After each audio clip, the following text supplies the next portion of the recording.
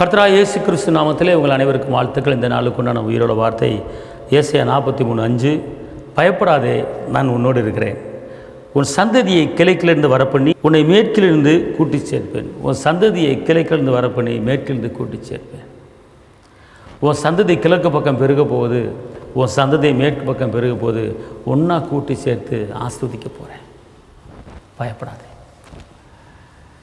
இந்த வசனத்துடைய அர்த்தம் என்னன்னு கேட்டிங்கன்னா, உங்கள் சந்ததியை குறித்து பயந்துக்கிட்டு இருக்கிறீங்க, உங்கள் மகனை குறித்து பயந்துக்கிட்டு இருக்கீங்க, மகளை குறித்து பயந்துக்கிட்டு இருக்கீங்க. கர்த்தர் சொல்கிறார், கிழக்குக்கு மேற்குக்கு உன் சந்ததியை நான் பெருக பண்ணி ஒன்று கூடி ஒன்று சேர்க்க போகிறேன். சந்தோஷமாக இருப்பார்கள். மலை மேல் இருக்கிற பட்டணம் போல ஒரு சந்ததி உயர்ந்திருக்கும். பிள்ளைகளின் பிள்ளைகளை சமானத்தை நீங்கள் பார்ப்பீங்க. உங்கள் சந்ததி ஒளிவு மர கன்றுகள் போல வளர்ந்துருக்கும். வெளியே புறப்பட்டு போய் கொளுத்த கன்றுகள் போல உங்கள் சந்ததி வளரப்போகுது. பயப்படாதிருங்கள், பயப்படாதீங்க. பிள்ளைகளை குறித்து கலங்க வேண்டாம். தாயின் கருவிலை உருவாக்கும் முன்னமே அறிந்தவர். உங்கள் பிள்ளைகளை குறித்து கலங்க வேண்டாம். கர்த்தர் பெரிய காரியங்களை செய்வார். பிள்ளைகளின் சமானத்தை உங்கள் கண்ணு பார்க்கும். இஸ்ரவேலின் தேவன் தூங்குவதும் இல்லை, உறங்குவதும் இல்லை. உங்களை நடத்துகிறவர் உங்களோடு இருக்கிறார். உங்கள் தேவைகளை சந்திக்கிறவர் உங்களோடு இருக்கிறார். உங்களுக்கு நான் செபிக்கிறேன்.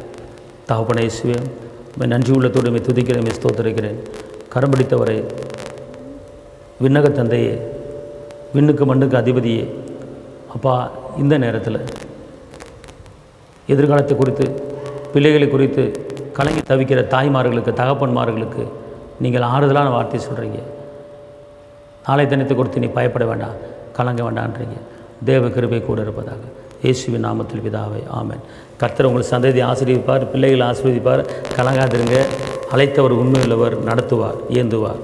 கரம் பிடித்து நடத்துவார், கண்மலை மேல் நிறுத்துவார். கரம் பிடித்து நடத்துவார், கண்மலை மேல் நிறுத்துவார். ஒரு தாய் தேற்றுவது போல் இயேசு தேற்றுவார்.